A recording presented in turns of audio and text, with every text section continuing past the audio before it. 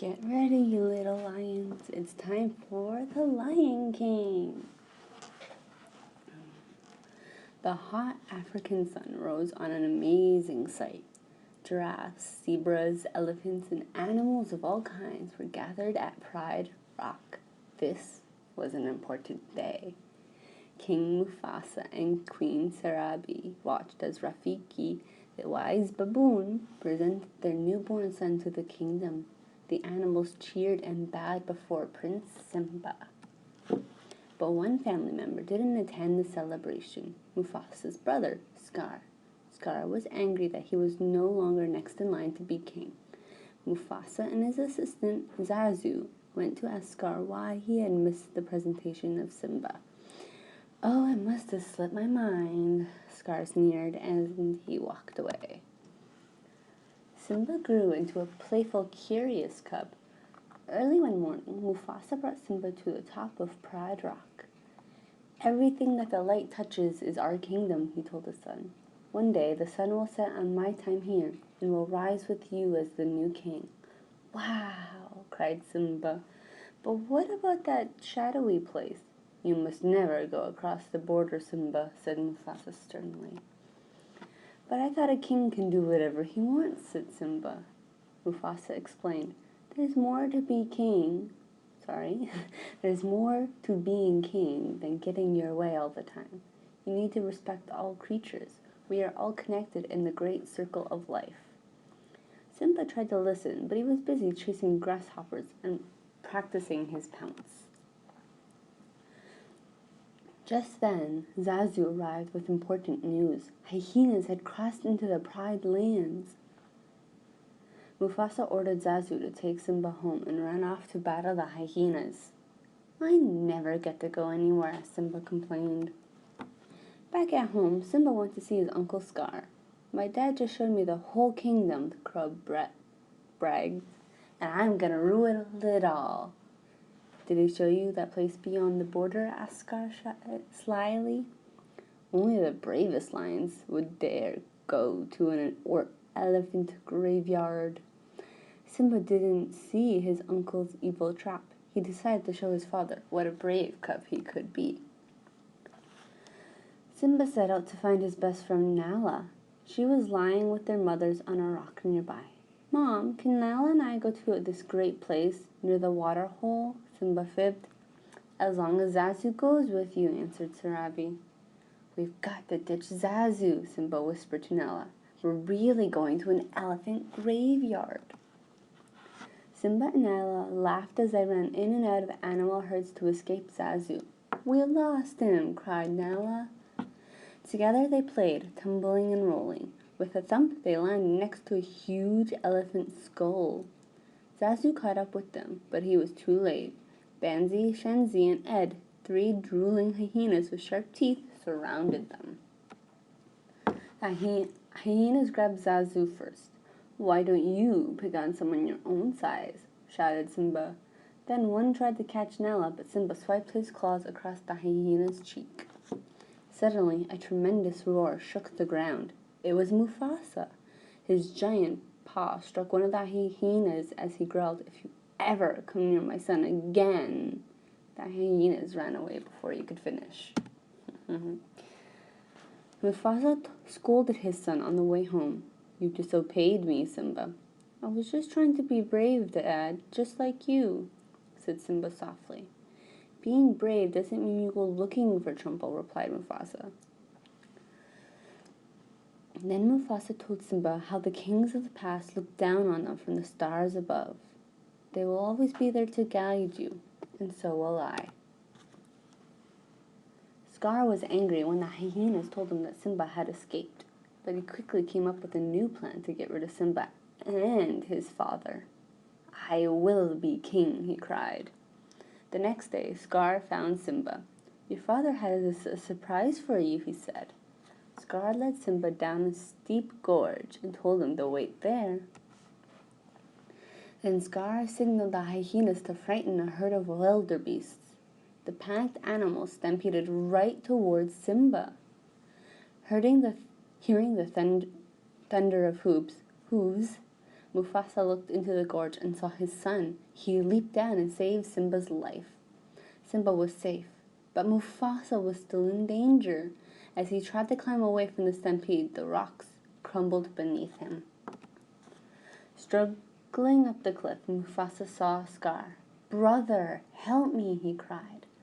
Scar dug his sharp claws into Mufasa's paws and whispered, "Long live the Queen."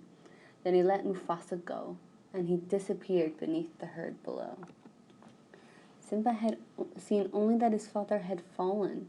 When the stampede was gone, Simba ran to Mufasa. He tried to wake him, but the Lion King was dead. "Help!" cried Simba. Scar came to Simba's side. "If it weren't for you," he said, "your father would still be alive. Run away and never return." Heartbroken, poor Simba ran away as fast as he could. Scar sent the hyenas out to kill Simba, but the cub escaped them once more. Scar was certain that Simba was dead. He went back to Pride Rock and told everyone the news. "It is with a heavy heart," he lied, "that I will become your new king." Everyone in the Pride Lands mourned for their beloved king and Simba. Meanwhile, Simba was far away from the Pride Lands. The ground turned dry and cracked beneath him. The hot sun beat it down as vultures circled above his head. Exhausted and unable to go any further, Simba slumped to the ground. After a long while, Simba awoke. Everything around him looked different. There were trees and grass and flowers instead of desert. A meerkat named Timon and a warthog named Pumbaa had brought him back to their home. "You nearly died," said Pumbaa. "We saved you," cried Timon. Thanking them, Simba stood up and started to leave. Pumbaa asked Simba where he was from, but Simba didn't want to answer. "I did something terrible, but I don't want to talk about it." "You gotta put your troubles behind you, kid," said Timon. "No past, no future, no worries. Hakuna Matata." Simba decided to stay with his new friends. Years passed, and Simba grew into a young lion. One night, while looking up at the stars, Simba remembered his father's words. "Someone once told me that the great kings of the past are up there, watching over us," he said to his friends. The next day, Pumbaa was chasing a bug when a fierce lioness sprang at him from the tall grass. He screamed and ran away, but he got stuck beneath a fallen tree. "Oh, silly Pumbaa." "She's gonna eat me," he squealed. Simba heard his friend's cries and rushed to help. Simba wrestled with the lioness, but then realized she was his old friend Nala. "You're alive," she said happily. "That means you're the king." Nala told Simba how Scar had destroyed the Pride Lands. "Simba, if you don't do something, everyone will starve." "I can't go back," said Simba angrily, and he turned and walked away. Simba thought about what Nala had said. "I won't go back," he said to himself. "It won't change anything." Just then, Simba heard a chanting song from the jungle. Rafiki, the baboon, came walking toward him. "If you want to see your father again, look down there," Rafiki said, pointing into the pool of water next to them. Simba saw the face of his father back at him. "See?" said Rafiki. "He lives in you." Now Simba looked up and saw his father's face in the stars and heard his voice. "Look inside yourself, Simba. Remember who you are. You are my son and the one true king." The next morning, Rafiki found Nala, Timon, and Pumbaa. He told them that Simba had returned to the Pride Lands. "He's gone back to challenge his uncle," cheered Nala. When Simba reached the Pride Lands, he was saddened by what he saw. His homeland that was once green and beautiful had turned barren under Scar's rule. Bravely, Simba continued on his journey. When Simba arrived at Pride Rock, he let out a roar that shook the earth. Scar was surprised and frightened. He thought the hyenas had killed Simba long ago. "This is my kingdom," shouted Simba. "Step down, Scar."